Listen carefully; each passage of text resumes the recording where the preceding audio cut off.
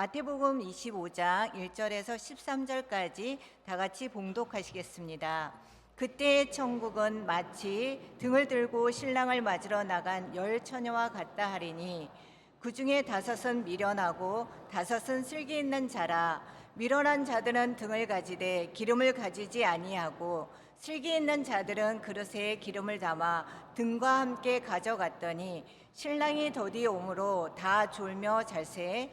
밤중에 소리가 나되 보라 신랑이로다 맞으러 나오라 하매 이에 그 처녀들이 다 일어나 등을 준비할세.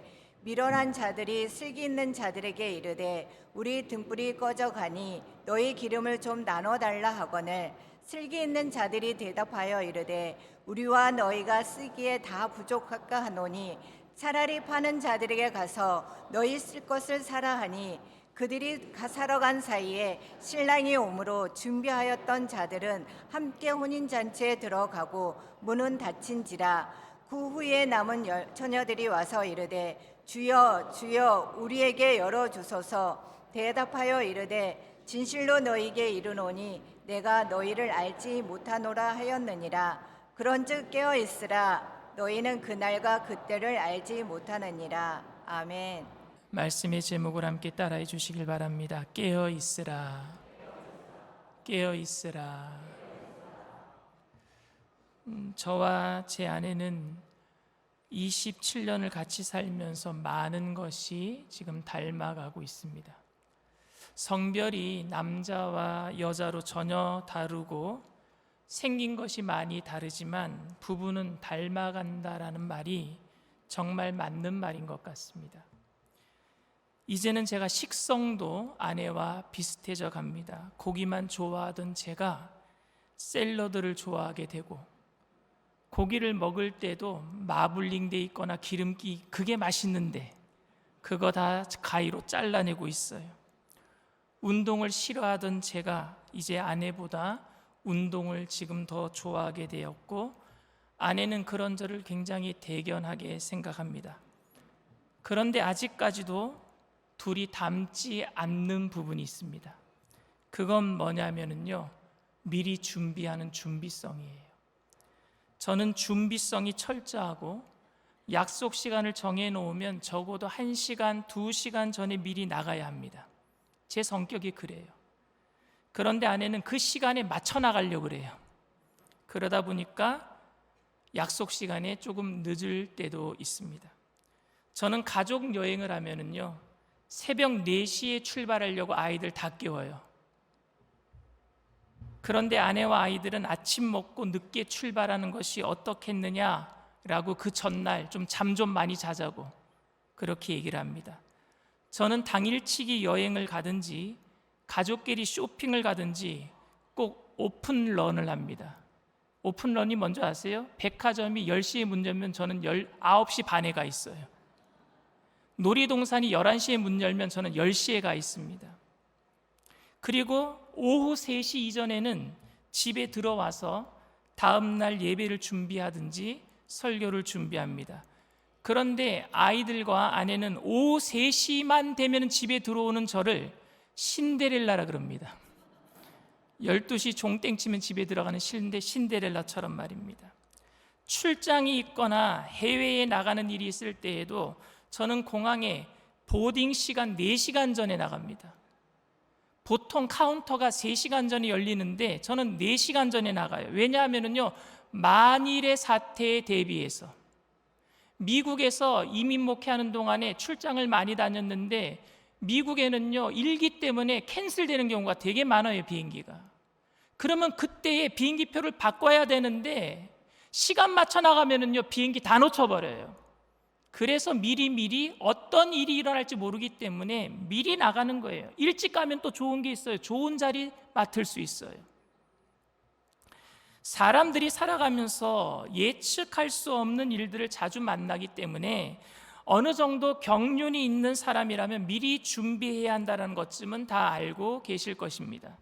무엇이든지 미리 준비하지 않고 있으면 일이 갑자기 닥쳤을 때 난감해지거나 곤란을 당하는 상황이 있다는 것을 사람들은 잘 알고 있습니다. 하지만 준비한다는 말이 언제나 미리 갖추어 놓는 것을 의미하지는 또 않아요. 여러분, 가령 죽음을 준비하셨습니까? 라고 묻는다면은 어떤 것을 준비한 것으로 우리가 그런 말을 받아들일 수 있겠습니까? 묘지를 사놨어요. 유언장을 써놨어요. 영정사진을 만들어놨어요. 이게 죽음을 준비한 것이겠습니까? 그런 의미는 아닐 것입니다. 그리스도인들에게 죽음을 준비하셨습니까? 라고 묻는다면 그 질문은 지금 죽어도 천국에 갈 수 있습니까? 라는 질문일 거예요. 지금 죽어도 천국에 갈 수 있는가, 구원을 받았는가 하는 문제가 지금 굉장히 시급하고 중요한 문제임에 틀림이 없어서 예수 그리스도를 구주로 영접한다는 것이 최선의 준비라고 분명히 우리는 믿고 있습니다. 그럼에도 불구하고 예수님을 일단 믿기만 하면 모든 준비가 다 완료되었다라고 보는 것도 바람직하지 않아요. 그러면 여러분, 우리는 어떻게 준비하는 것이 죽음을 준비하는 것이고 영원한 저 천국을 준비하는 것이겠습니까? 오늘 본문 비유를 보면은요, 마지막 때를 어떻게 준비해야 되는지에 대한 비유가 총 4가지가 연속해서 나와요. 그것이 죽음이든 아니면 주님의 재림이든 무엇이 먼저 우리에게 오든지 간에 우리는 마지막 때를 잘 준비해야 될 줄 믿습니다. 주님께서는 마태복음 24장 마지막 부분부터 마태복음 25장 전체 부분을 4가지 비유로 연속해서 이야기해주고 있습니다. 첫 번째가 마태복음 24장 끝부분에 충성되고 지혜 있는 청지기는 주인이 언제 올지 모르지만 항상 식솔들을 잘 챙기고 돌보는 사람이라고 말씀하셨고, 반면에 미련한 청지기는 주인이 더디 올 거라고 생각해서 식솔들을 때리고 술 취해서 방탕하게 사는 모습이다 라고 얘기를 했습니다. 마태복음 24장 48절에서 50절 말씀입니다. 만일 그 악한 종이 마음에 생각하기를 주인이 더디 오리라 하여 동료들을 때리며 술 친구들과 더불어 먹고 마시게 되면 생각하지 않은 날 알지 못하는 시각에 그 종의 주인이 이르러. 주인이 언제 올지 모르기 때문에 충성된 종은 항상 깨어 있어야 하는 것을 알려주는 비유예요. 두 번째 비유가 오늘 제가 말씀드릴 10처녀의 비유이고요. 그리고 그 다음 3번째 비유가 달란트의 비유입니다. 달란트의 비유는 각자에게 정해진 달란트를 주인이 맡기셨는데 주인이 돌아왔을 때 얼마나 충성되게 살았는지, 달란트를 주어진 만큼 얼마나 그 달란트를 남겼는지를 물으신다라는 내용입니다. 이 비유는 내게 몇 개가 주어졌는가, 그것을 남들과 비교하는 것이 아니라 맡겨진 것에 최선을 다해서 충성해야 한다는 것을 강조하고 있습니다. 크든지 작든지 맡겨진 일에 최선을 다하면 하나님께서 착하고 충성된 종이라 똑같이 다 칭찬하게 되실 줄 믿습니다. 우리는 그렇게 칭찬받아야 돼요. 그리고 마지막에 비유가 뭐냐? 양과 염소의 비유예요. 예수님이 보좌에 앉으셔서 양은 오른편에, 염소는 왼편에 둔대요. 그리고 오른편에 양과 같은 성도들에게 너희들은 내가 헐벗고 굶주렸을 때 나를 먹였다. 그러니까 오른편에 있는 양과 같은 성도들이 언제 우리가 주님께 그렇게 한 적이 있습니까? 너희들이 살아있을 때에, 세상에서 살 때에 작은 소자에게 한 것이 바로 내게 한 것이다. 이렇게 얘기를 했어요. 그리고 염소 같은 왼쪽에 있는 성도들에게 너희들은 내가 헐벗고 굶주렸을 때 나에게 먹을 것도 주지 않았다. 우리가 언제 예수님께 먹을 걸 주지 않았습니까? 작은 소자에게 너희들이 그렇게 하지 않은 것이 바로 나에게 그렇게 하지 않은 것이다. 그리고 그들은 슬퍼하며 이를 갈게 했어요. 이게 마지막 양과 염소의 비유입니다. 이 4가지 비유의 공통점이 있습니다. 첫째는 사람이 죽으면은 그 죽음으로 모든 게 끝나는 것이 아니라 반드시 삶을 계산하는 때가 온다라는 거예요. 그리고 그 계산하는 때는, 우리 인생의 그 마감하는 계산하는 때는 갑자기 임한다라는 거예요.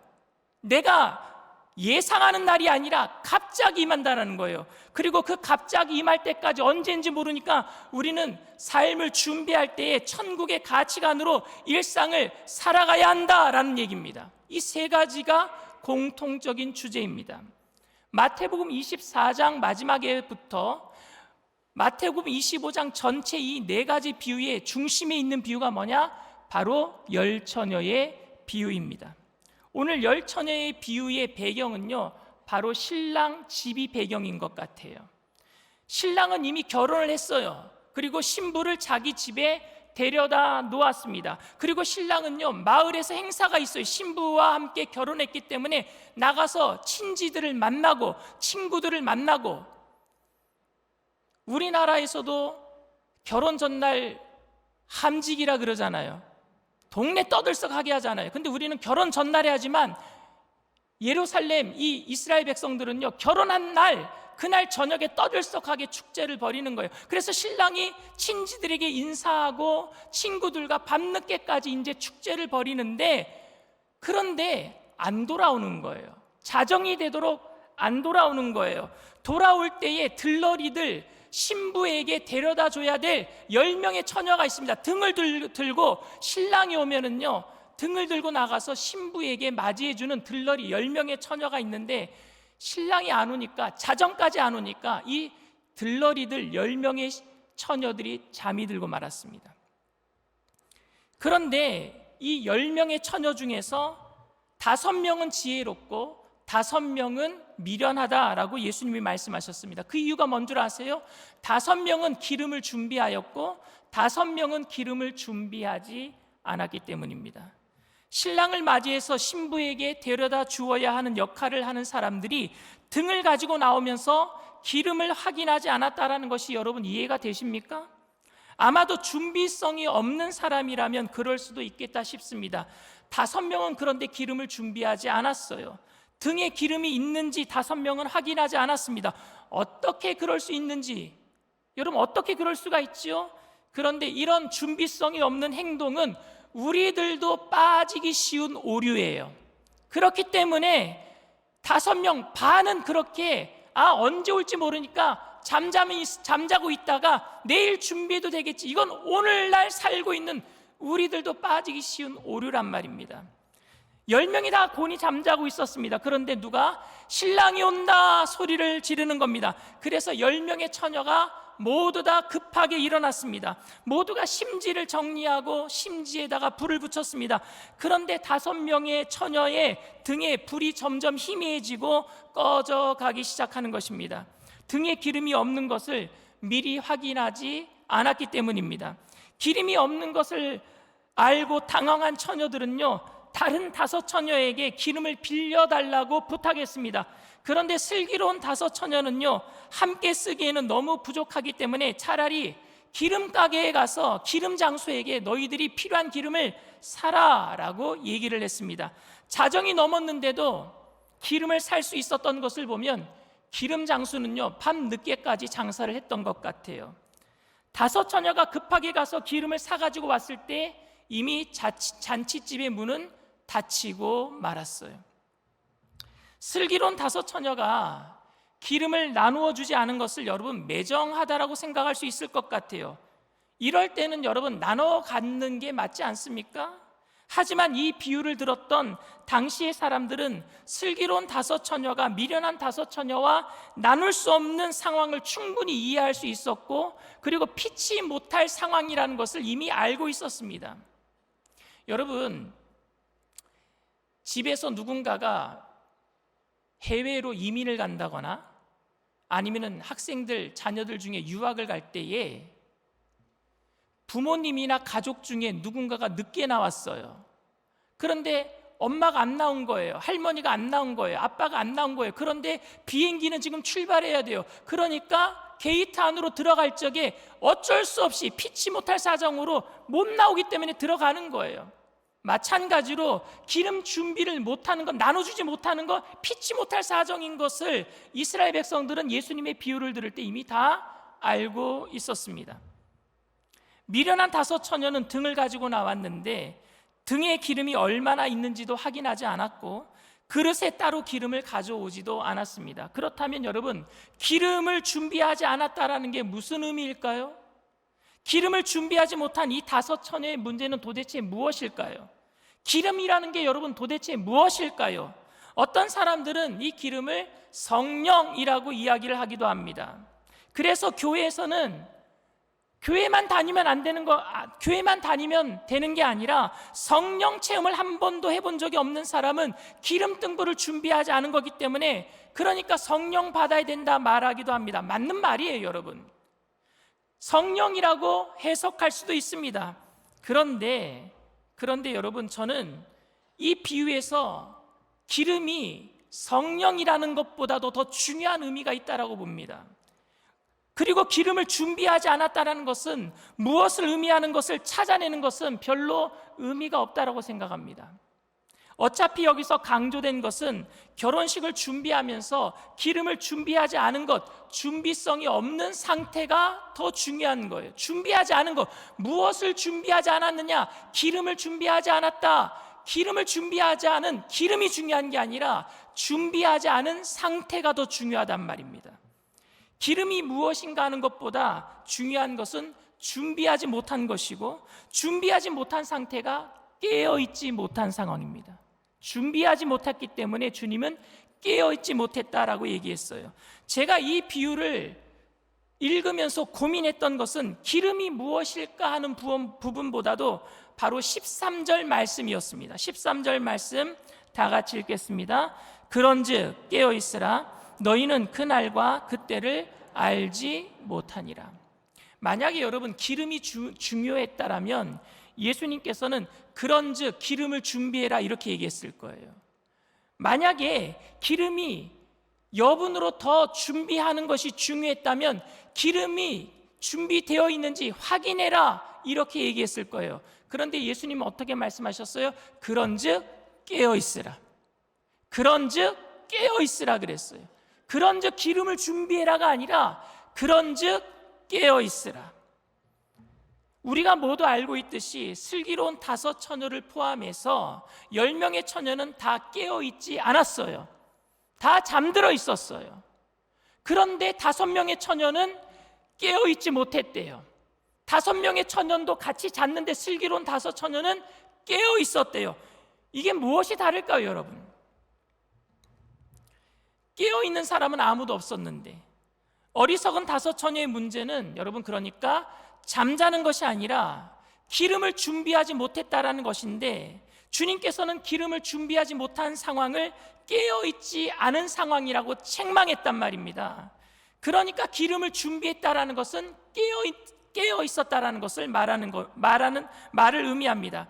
하지만 여기서 깨어있다라는 말은 언제나 주님이 언제 오실지 모르니까 교회만 있었다, 하늘만 바라봤다, 기도원에만 가 있었다, 이런 의미는 아닐 거예요. 깨어있다는 말이 하늘만 쳐다보면서 주님 언제 오십니까? 하늘만 쳐다보고 있는 상황도 아닐 것입니다. 너무 피곤해서, 너무 힘들어서 우리는 천국에 대한 소망을 가지고 있지만 잊어버리고 살 때도 많아요. 세상에 나가면 교회에서 은혜 받은 거 다 까먹어버리고 잠들어 있는 상태로 살 때도 많아요.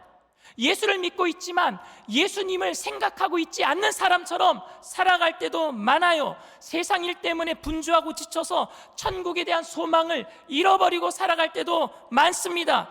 그런데 그런 모든 것들이 잠들어 있는 상태란 말입니다. 우리들도 교회에 나와 있으면 깨어 있는 것 같은데, 말씀 들을 때는 깨어 있는 것 같은데, 집에 가면 다 잠들어 있는 것 같지 않아요, 여러분? 내가 예수 믿는지 안 믿는지도 사람들이 몰라요. 다 잠들어 있는 것 같아요. 그렇다면 여러분, 깨어 있는 게 무엇이겠습니까? 먼저 깨어 있는 것 중에서 깨어 있지 않은 것을 제가 먼저 양쪽의 극단을 먼저 설명해 주려고 합니다. 첫 번째, 깨어 있지 않는 모습, 하늘만 쳐다보면서 주님 언제 오시려냐 살아가는 것은 깨어 있는 게 아닙니다, 여러분. 교회만 나와 있는 거예요. 기도원에만 가 있는 거예요. 예배만 드리는 거예요. 삶은 포기하고 집에는 곰국 끓여놓고, 무슨 얘기인 줄 알아요? 곰국 끓여놓으면요 1달을 먹을 수 있어요. 그러니까 남편은 알아서 밥 먹으라 그러고 부인은 교회만 와 있어요. 그러면 그게 무슨 하나님의 영광을 드러내겠습니까?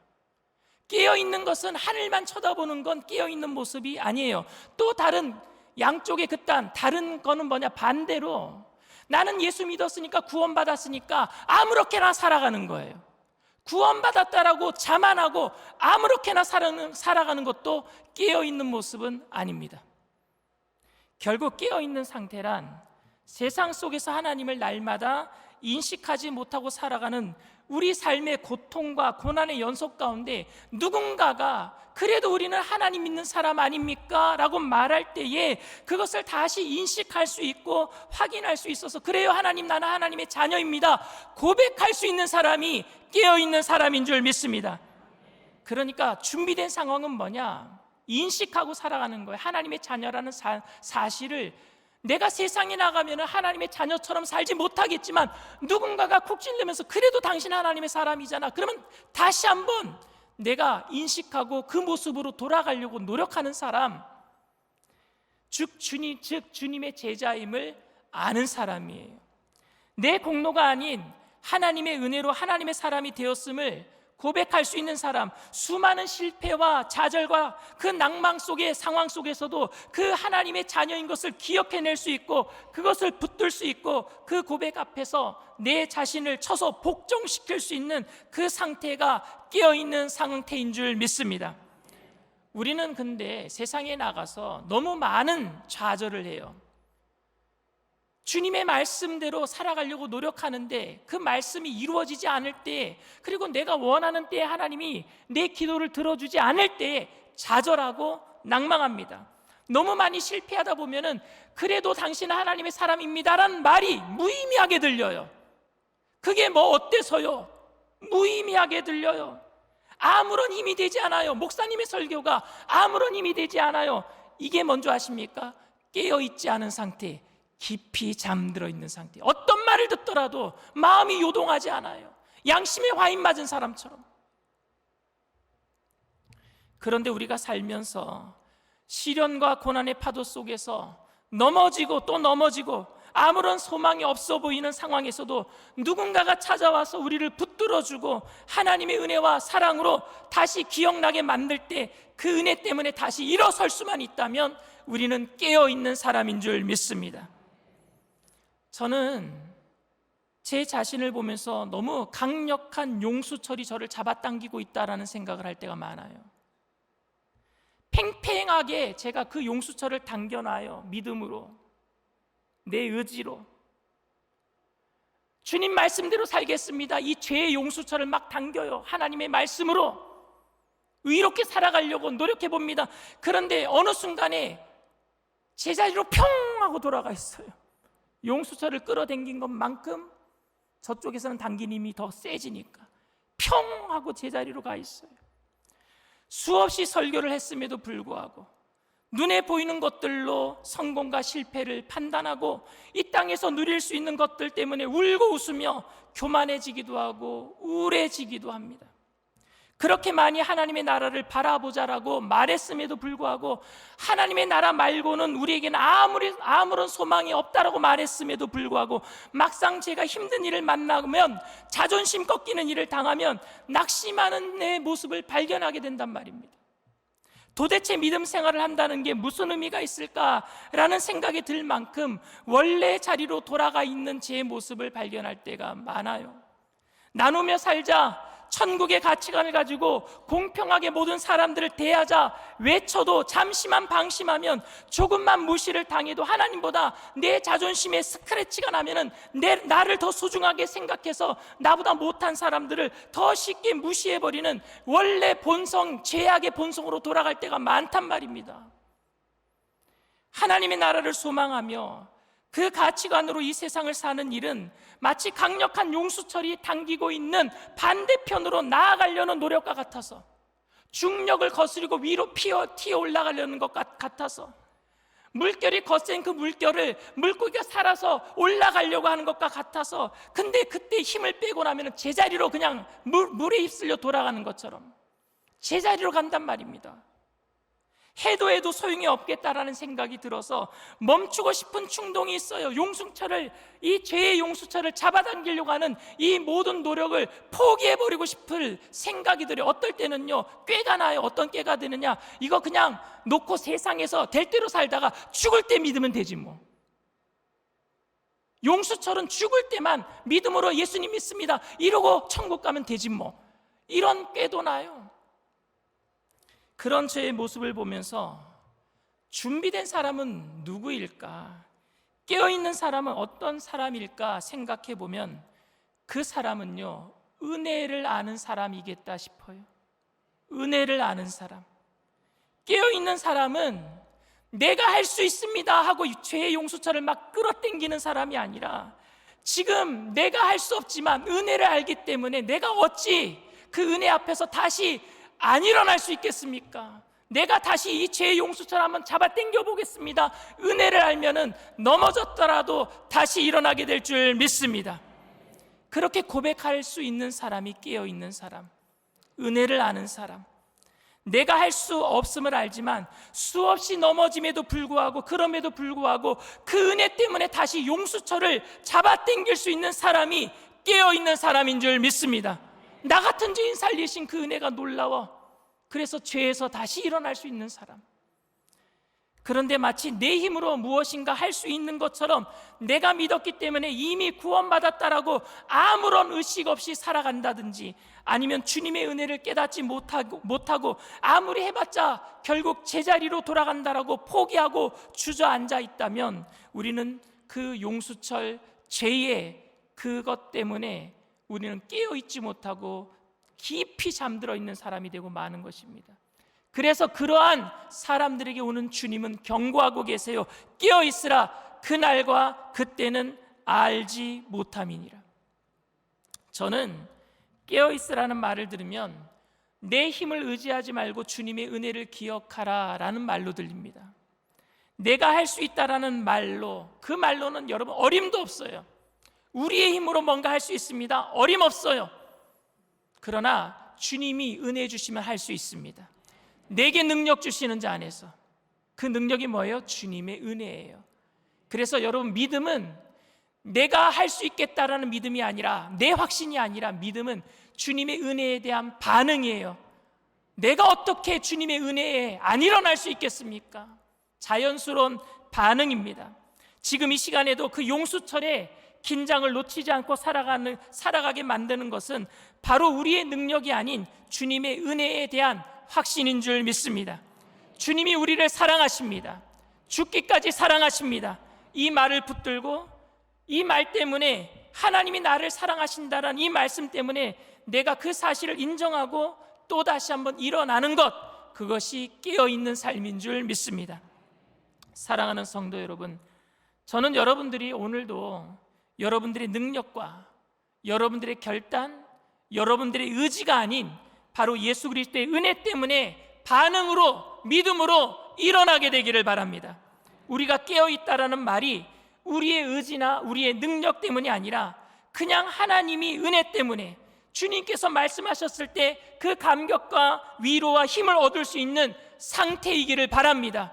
주님이 말씀하시면 무조건 벌떡 일어나게 되기를 바랍니다. 어떤 삶의 패배의 자리이더라도, 실패의 자리이더라도, 좌절과 낭망의 자리이더라도 주님의 말씀이라면 일어날 수 있는 상태, 깨어있는 거예요. 그것이 깨어있는 상황입니다. 그것이 기름을 준비하는 상태입니다. 저와 여러분 모두가 모든 것이 끝나버린 상황 속에서도 주님의 은혜 때문에 또다시 일어날 수 있는, 깨어있는, 기름 준비하는 저와 여러분들 다 되시기를 주님의 이름으로 축원을 드립니다. 이 시간 말씀을 생각하시면서 잠시 묵상으로 기도해 주시기를 바랍니다. 오늘 저희 교회에 처음 나오신 분이 계십니까? 이 세상에 죄의 물결, 세속의 물결 속에 잠들어 있던 영혼, 주님이 무엇인가 깨워주셨기 때문에 이곳으로 불러주신 줄 믿습니다. 아브라함도 75년 동안 우상 깎아서 만드는 그 가업을 물려받고 살았어요. 그러나 어느 순간 하나님의 목소리를 듣고 깨어난 거예요. 주님은 그렇게 우리를 깨게 일으켜 세워주시는 줄 믿습니다. 근데 이제부터가 중요한 거예요. 이제부터 깨어 있어야 되잖아요. 주님의 말씀에 반응할 수 있는 사람 되기를 원합니다. 오늘 주님이 여러분들을 불러주시는 거예요. 지금이 구원받을 만한 때요, 지금이 은혜 받을 만한 때라고 말씀하고 있는 거예요.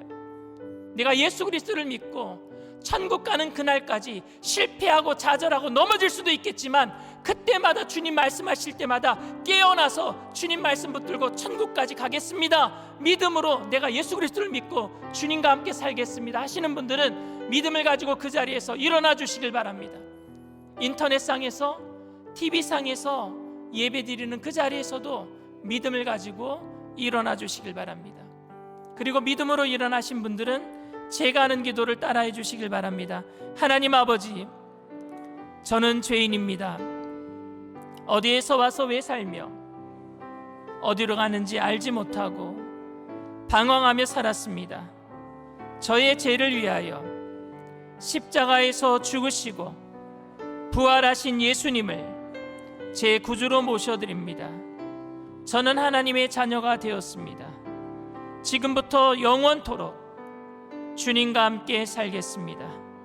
예수님의 이름으로 기도드립니다. 아멘. 할렐루야. 여러분들을 진심으로 축복하고 환영합니다. 우리 다시 일어나 찬양하겠습니다.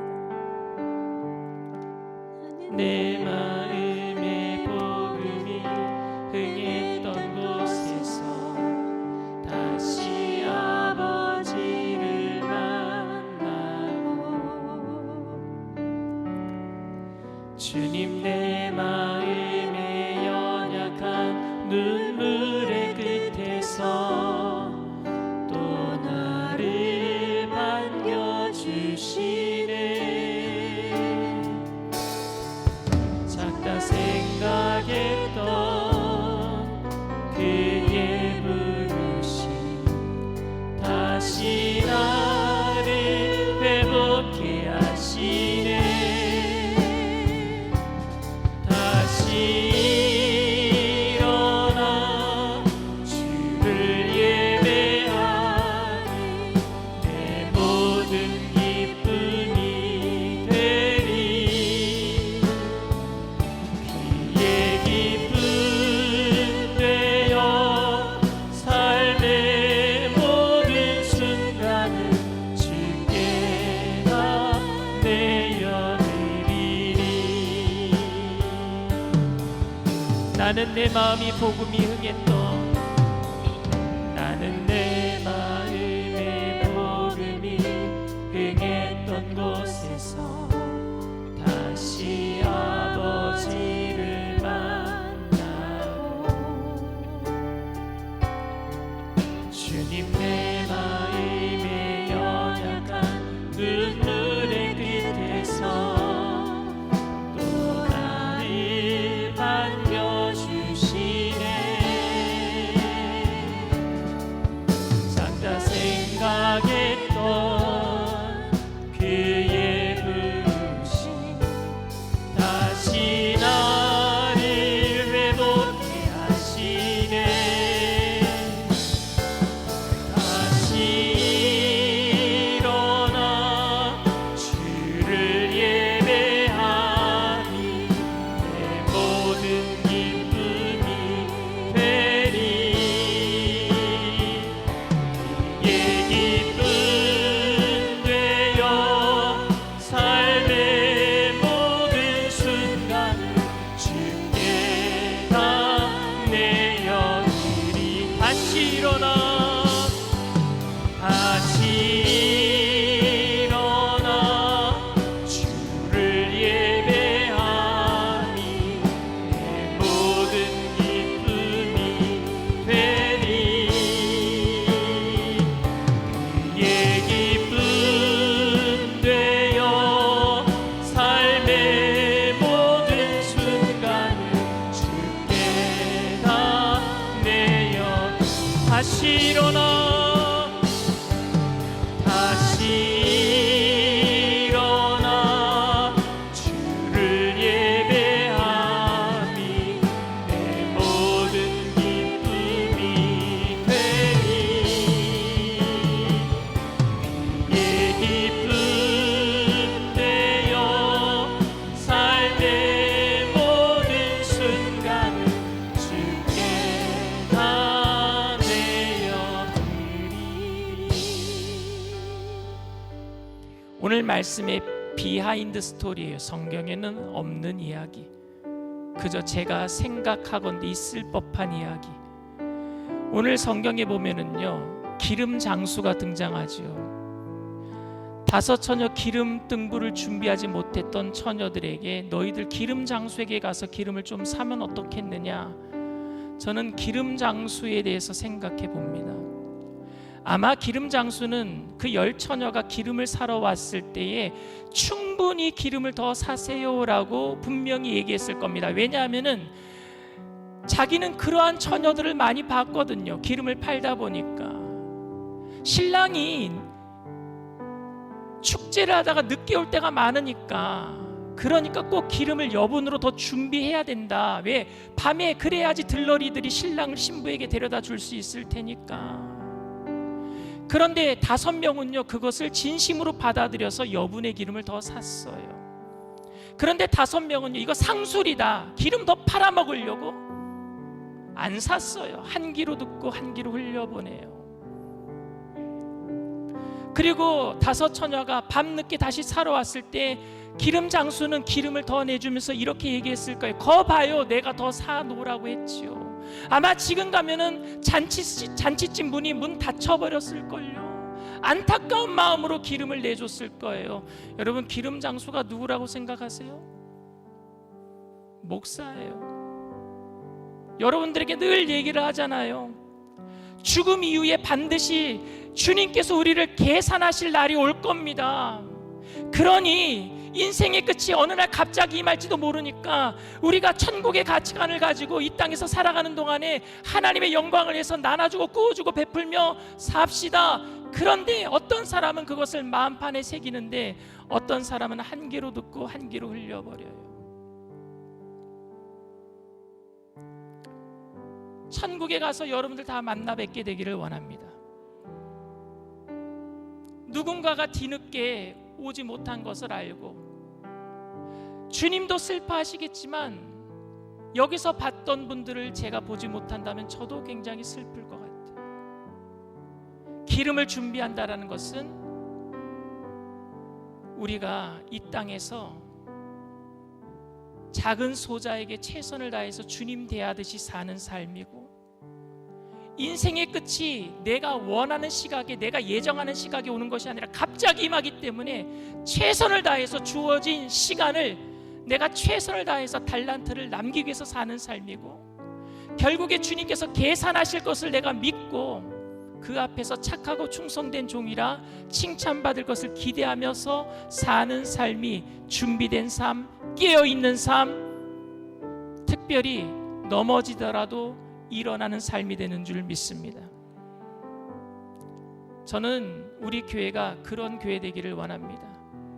이 나라가 준비된 깨어있는 나라 되기를 원합니다. 깨어있는 사람들이 위정자가 되기를 원합니다. 말씀대로 살아가는 믿음의 사람들이 대통령이 되기를 원합니다. 근데 그렇게 되지 못한 것은 우리가 먼저 깨어있지 못했기 때문에, 말씀을 들어도 세상에 나가서는 그렇게 살지 않았기 때문이에요. 주님, 우리를 용서하여 주시옵소서. 지금도 늦지 않았으니 지금부터라도 하나님, 내가 깨어있는 사람 되게 하여 주시옵소서. 기름등불 준비하는 사람 되게 하여 달라고 우리 주님 3번 부르고 통서로 간절히 기도합니다.